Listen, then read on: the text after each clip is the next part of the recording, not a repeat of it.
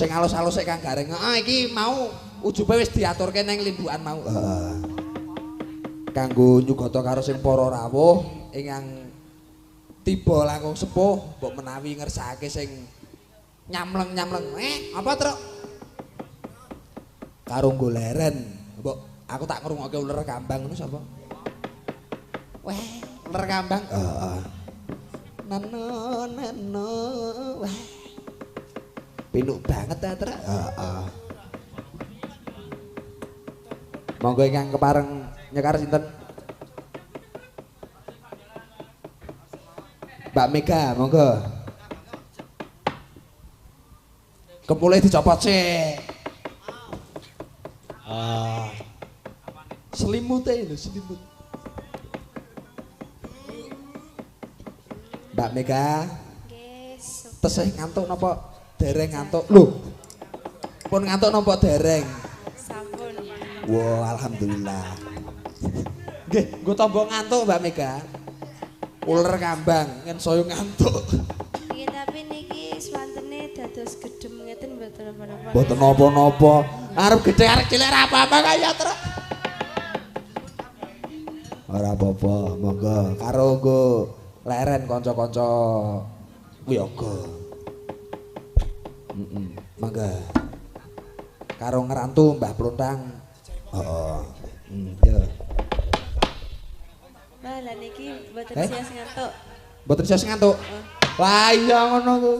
Matur suwun nggih, Bu. Injih. Mangga. Niki sidane. Uler kambang iki ya.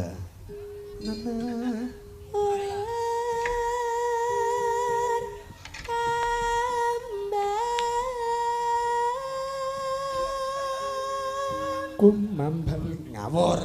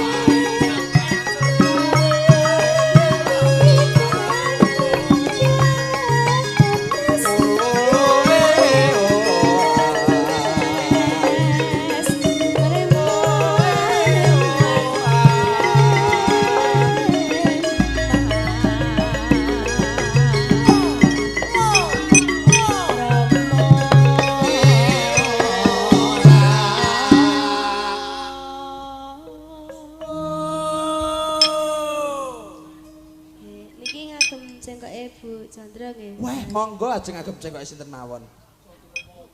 Candra mawae kucinge.